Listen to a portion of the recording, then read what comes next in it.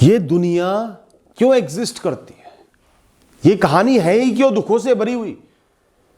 क्या ईश्वर मजे ले रहे हैं हमें दुख देकर? नहीं, यहां एक पत्ता भी बिना कारण के नहीं हिलता। जो कुछ भी हो रहा है सबका कोई ना कोई कारण जरूर है। Everything happens for a reason. जो अचानक से तुम्हारे जीवन से गायब हो गया वो भी अचानक से नहीं गया। उसका जाना तो उसके मिलने से पहले ही तय हो गया था। वो आया ही तुम्हारे जीवन में इसलिए क्योंकि एक निर्धारित समय पर उसने यहां से जाना था और तुमने उसके जाने का गम भोगना था और कुछ समय के लिए ही तुम्हारा इंटरेक्शन उससे होना था। कर्म जुड़े हुए थे। अगर बिछड़ने का गम शामिल नहीं होता इस कहानी में तुम दोनों की, तो तुम दोनों का मिलना ही नहीं हो पाता। उसकी आयु इतनी थी, उसका तुम्हारा साथ इतना था और तुम्हें अपने से बिछड़ने का दुख भोगना था। चीजों को ऐसे मत समझो जैसी वो प्रतीत हो रही हैं, दिख रही हैं सतही तौर पर। जैसे हर पौधे की, हर सुंदर पौधे की जमीन के नीचे गहरी जड़ होती है, मिट्टी में सनी हुई, बेरंगी, वो नजर भी नहीं आती। उसी के दम पर ही वो पौधा उगा है, जी रहा है। ऐसे ही हर व्यक्ति, वस्तु, परिस्थिति का तुम्हारे जीवन में आने का एक गहरा कारण है। एक रहस्य है जिसकी वजह से वो ऊपर, जमीन के ऊपर उगा है, तुम्हारे सामने आया है। बचपन में मेरा एक इंसान से बहुत गहरा रिश्ता था। हम कभी नहीं बिछड़ेंगे वाला। फिर हम बिछड़ गए। अलग परिवार, अलग घर, अलग रहन सहन, कोई मतलब नहीं रहा। बातचीत बंद हो गई, भूल गए। वो चैप्टर कहानी का बंद हो गया। फिर अचानक 10 साल बाद हमारी दोबारा मुलाकात। वो इंसान किसी परेशानी में फंसा हुआ था जिसका हल मेरे पास था। दोनों में बहुत बातें हुई, प्रेम जागा, ज्यादा मिलने लगे। वो अंदर से टूटा हुआ था, जीना नहीं चाहता था। मैंने हजारों बार उस इंसान के मन की बात सुनी, उसको सांत्वना दी, उसको राह दिखाई और वो बिल्कुल ठीक हो गया। उस साल भर में हमारा रिश्ता बहुत गहरा हुआ, बहुत प्रेम हुआ, बहुत मिले, बहुत जुले। सिर्फ दुख ही नहीं बांटे, मस्ती भी बहुत करी। फिर जब वो सही हो गया, बहुत शुक्रगुजार था, पर फिर वो अपनी दुनिया में वापस लौट गया। उसे उसका हल मिल गया था। उसका जीवन अलग था, जीवन जीने का तरीका अलग था, लाइफस्टाइल अलग था। वहीं चला गया और मैंने उसे बहुत प्रेम से अपने घोंसले से धक्का दे दिया। उड़ हवा में, मैं तुझे उड़ते देखकर खुश हूं, अपने साथ बांध कर नहीं। अब बात यहां मुद्दे की यह है कि उसका और मेरा दोबारा मिलना कोई संयोग नहीं था। मैं सिर्फ एक निमित्त था प्रकृति का, एक ऑप्शन था प्रकृति के पास कि इस बंदे को इस चीज को टैकल करना आता है, उसको इस चीज की जरूरत है, उसको सही होना है। इनका मिलना आसान है क्योंकि जानते हैं, तो मिलवा दिया। उस समय उसको और कोई समझ नहीं पाता। कोई तुम्हारी बात 5 बार सुनेगा, 10 बार सुनेगा, 20 बार सुनेगा, कितना ही अपनाओ, माता पिता ही क्यों ना हो, फिर हाथ खड़े कर देगा, फिर कहेगा कि यार तू सही क्यों नहीं होता, एक चीज में अटका ही क्यों हुआ। पर जब एक इंसान बहुत डिप्रेशन में, बहुत एंग्जाइटी में फंसा होता है और कोई स्पेसिफिक कारण भी होता है, तो वो चाहता है कि वो हजारों बार उसको बोले, जितना बोलेगा उतना बेहतर बने। तो प्रकृति ने वो संयोग जांचा, नापा, सोचा, तो हम दोनों को मिलाया। वो क्षण, वो समय जहां हम मिले, मौका ऐसा बना कि हम दोनों वहां पहुंचे, वो सब प्रकृति ने लिख के रखा था। ऐसे ही नहीं हो गया। जब तेज हवा चलती है ना, पेड़ों से छनते हुए आगे बढ़ती है, तो उसमें हरियाली की एक सुगंध आ जाती है, बड़ी सुंदर महक होती है। पर उस महक में उस पेड़ की हर पत्ती शामिल है, समान रूप से शामिल है। तो जो कुछ भी हो रहा है, चाहे सुगंध हो, दुर्गंध हो, अच्छा हो, बुरा हो, बहुत सारे कारणों को मिला के, बहुत सारे निमित्तों को, मीडियम्स को मिला के उसकी रचना हुई है। वो ऐसे ही रैंडमली नहीं आ गया। तो एक इंसान जब बहुत ऊंचा उठता है ना जीवन में, बहुत आगे बढ़ता है, उसमें उन लोगों का भी योगदान है जो उसे सिर्फ एक बार मिले थे और उसे ताने ही दिए। उनका भी उतना ही योगदान है जितना अच्छी चीजों का। उन सबको मिला के ही वो आज यहां पर खड़ा है, वरना बीच में ही रुक जाता, बैकआउट कर जाता, रिस्क नहीं लेता, इतना जुनून पैदा नहीं होता। तुम ये कहानी नहीं जी रहे हो, ये एक सिनेमा है जो तुम्हारे सामने चल रही है। तुम इसे बीतते हुए देख रहे हो, इसका हर सीन निर्धारित है। तुम सिर्फ देखने आए हो क्योंकि कर्म रूपी टिकट तुमने ले ली है। हर सीन एक के बाद एक करके बदल रहा है और अगले को जन्म दे रहा है, अगला सीन सामने आ रहा है। वो सीन लिखे जा चुके। पिछला सीन एक तरीके से खत्म होगा, तब एक तरीके से दूसरा सीन शुरू होगा, और सब सीन जब मिल जाएंगे तो एक कहानी की रचना होगी। आज जो तुम्हें नहीं मिल रहा, तुम शिद्दत से चाहते हो नहीं मिल रहा, उसके पीछे भी एक कारण है।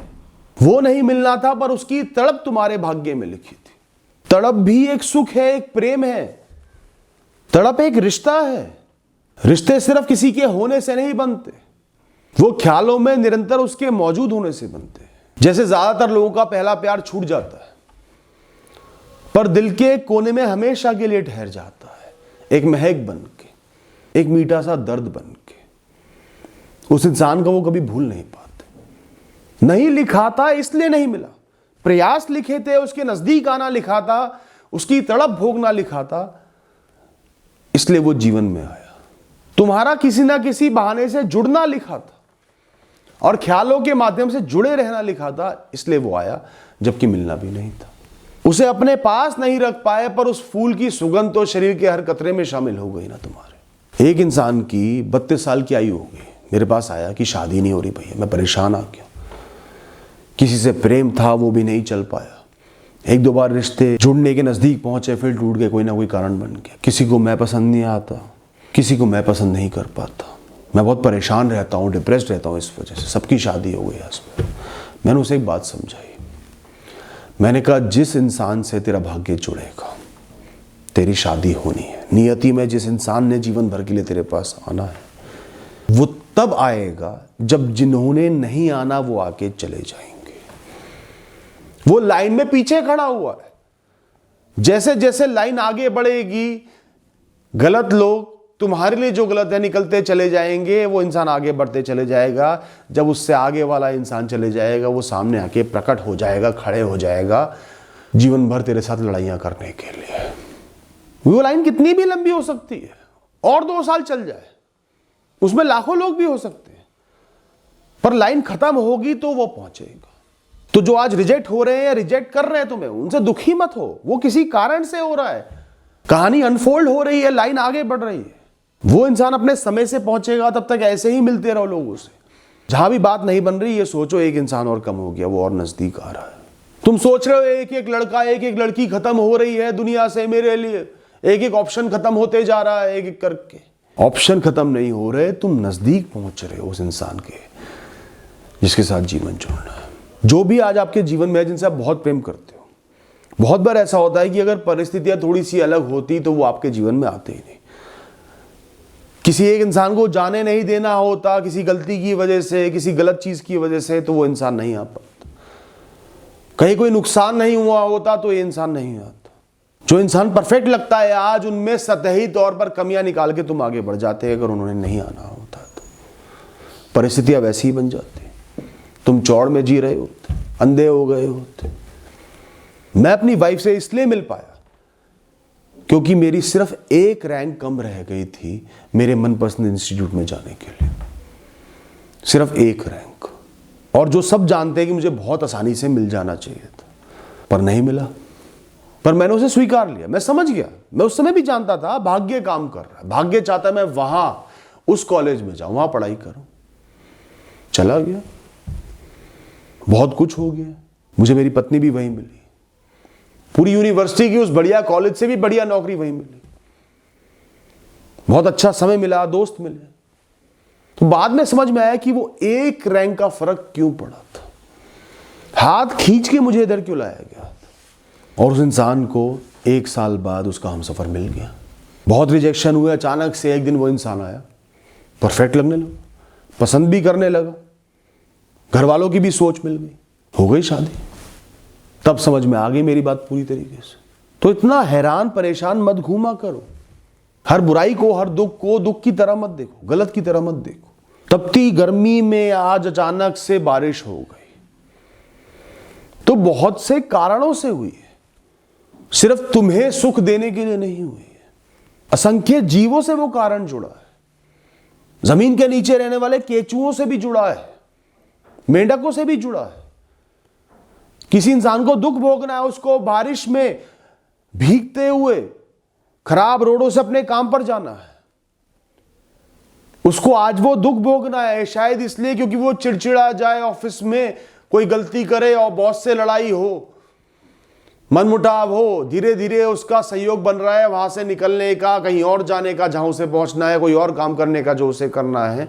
बहुत से कारण, अनगिनत कारण जुड़े हुए। हो सकता है कि इंसान ने बड़ा आदमी बनना है इसलिए आज बारिश में वो कठिनाई भोग रहा है। सड़क पे केचुए बेचारे इसलिए निकल रहे हैं इस बारिश की वजह से क्योंकि उनका समय आ गया है।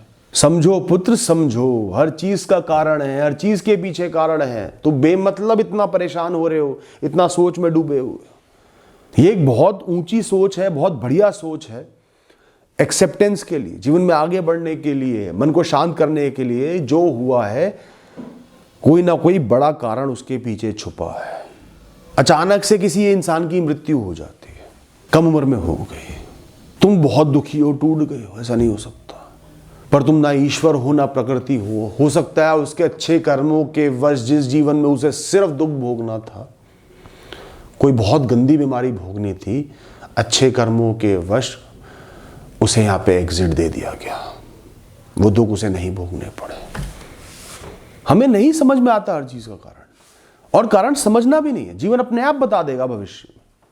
पर यह समझना है कि कोई ना कोई कारण होगा जो मेरी कहानी से जुड़ा हुआ है।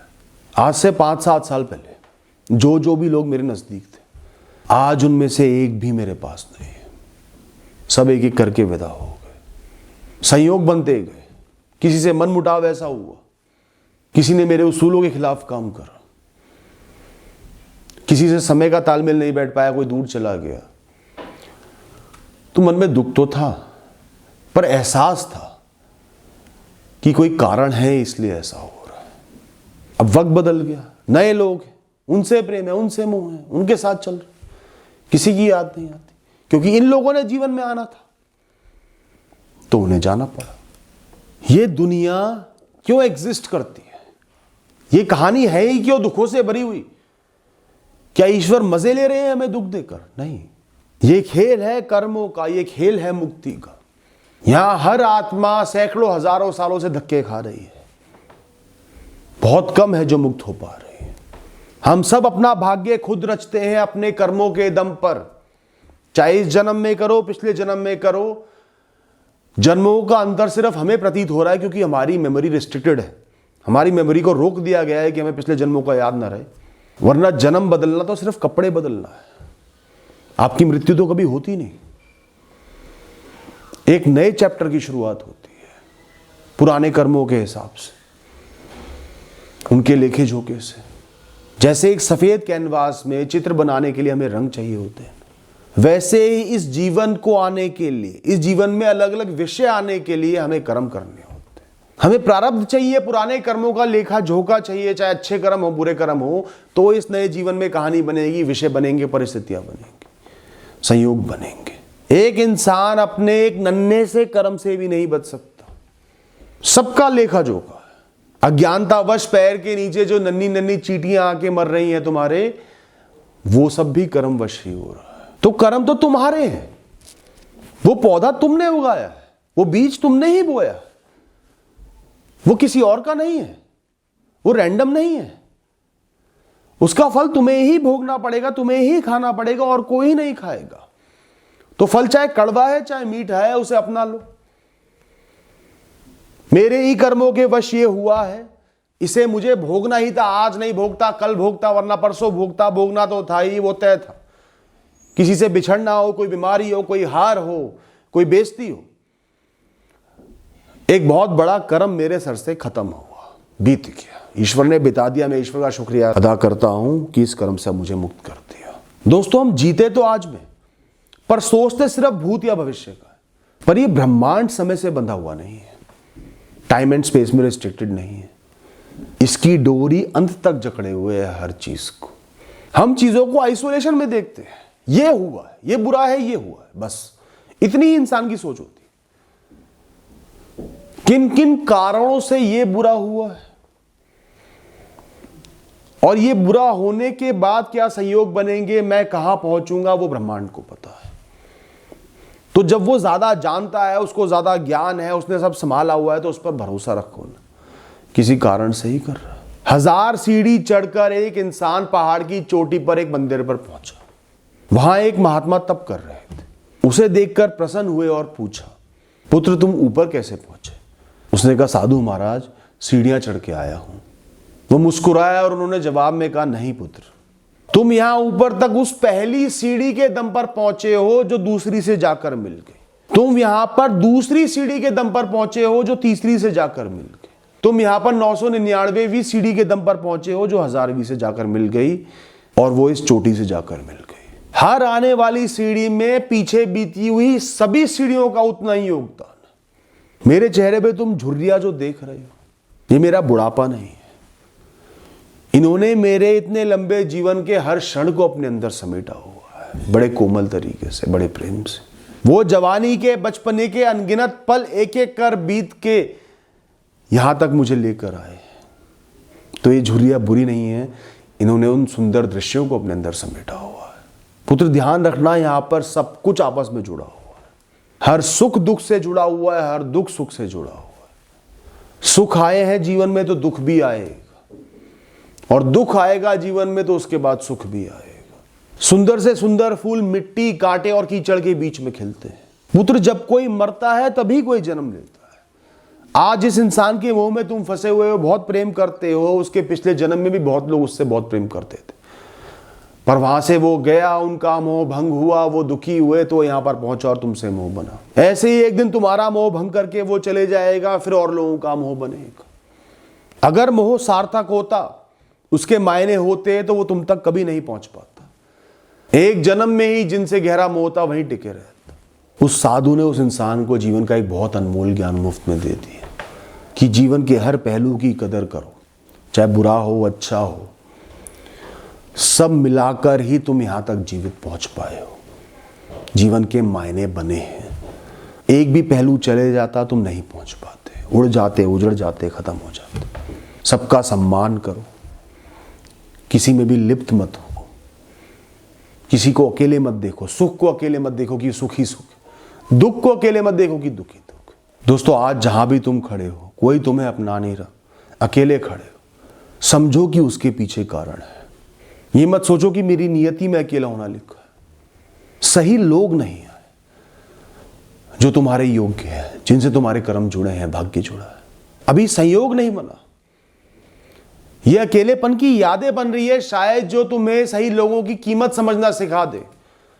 शायद जीवन में किसी मोड़ पर या कहीं मोड़ों पर तुम्हें बिल्कुल अकेला खड़ा होना पड़ेगा, उसकी तैयारी चल रही है, तुम्हें सीख मिल रही है, ट्रेनिंग हो रही है। इन स्मृतियों के माध्यम से तुम्हें लोगों की निर्भरता से मुक्त रखने की ट्रेनिंग दी जा रही है, क्योंकि लोग बदलने हैं जीवन में, आने जाने। कल तुम्हारे जितने भी रिश्ते बनेंगे ना जीवन में, इस समय की नींव भी शामिल होगी। इस कारण से जो तुम्हारे विचार बदलेंगे, सोच बदलेगी, तभी वो लोग तुमसे जुड़ पाएंगे, वरना कोई और लोग जुड़ जाते हैं। उनको मिलने के लिए स्वभाव में जो बदलाव चाहिए वो तुम्हें आज सौंपा जा रहा है। जिसके भी जीवन में बार बार फेलियर आते ना, कोई गलती नहीं है, बार बार फेलियर आ रहा है, कुछ ना कुछ ऐसा हो जाता है, खराब हो जाता है, फेलियर आ जाता है, उसे समझना चाहिए कि ये सिर्फ संयोग नहीं है, कोइंसिडेंस नहीं है, प्लान्ड है। क्यों प्लान्ड है? ट्रेनिंग दी जा रही है। आर्मी का ऑफिसर बनना है तो उस लेवल की ट्रेनिंग भी तो दी जाएगी। जीवन में ऊंचा उठना है तो उस लेवल की ट्रेनिंग भी तो दी जाएगी। आसान तो नहीं होगी ना।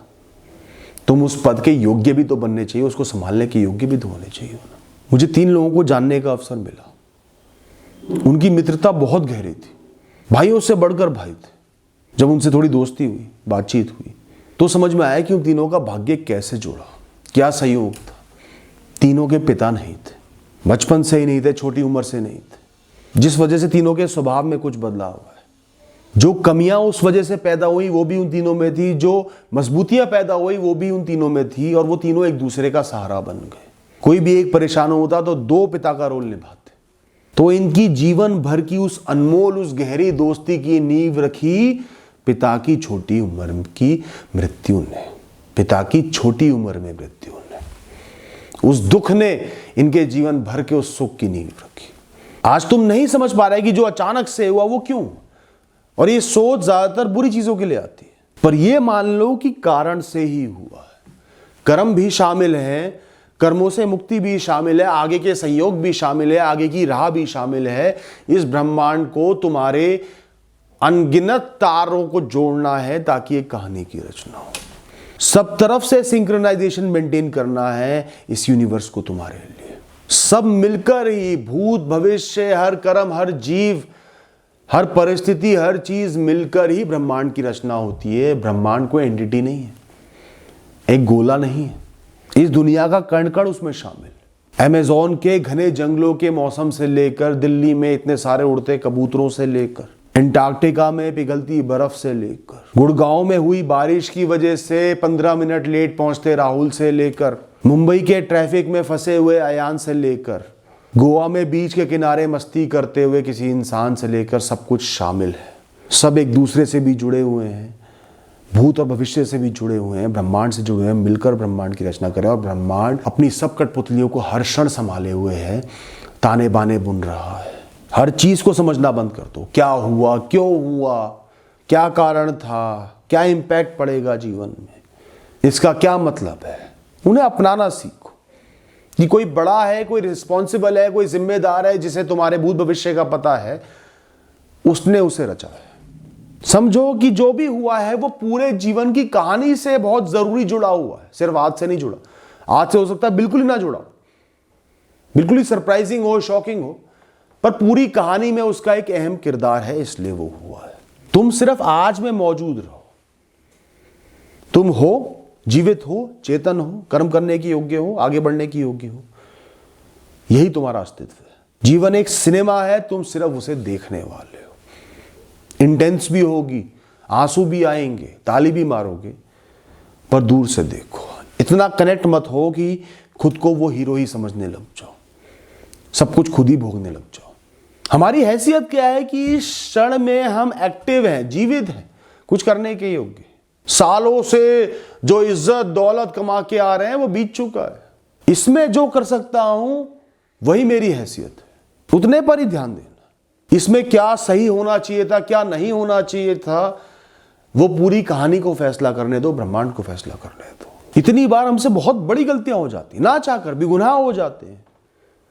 इतने लोग आते हैं, भैया 2 साल खराब कर दिए, पता नहीं सोचता ही रहा, पता नहीं क्या हो गया, पढ़ाई नहीं करी, हर दिन खराब कर दिया, कोई टेंशन थी छोटी सी उसकी वजह से पढ़ाई नहीं करी।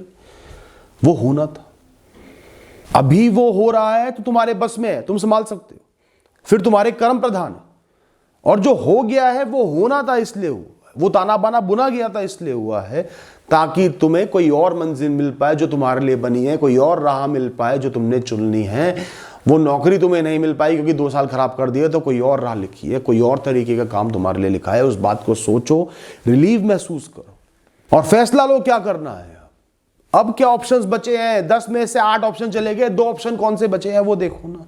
तुम्हें ये इतनी सारी बातें बताने का सिर्फ एक मकसद है कि थोड़ा बहुत चीजें जीवन पर भी छोड़ दो, ब्रह्मांड पर भी छोड़ दो। हर चीज के कर्ता मालिक तुम मत बनो। अपने जीवन की कहानी को मैं खुद ही चलाऊंगा, मैं तय करूंगा, ये सोच मत रखो, ना डिसअपॉइंटमेंट मिलेगी।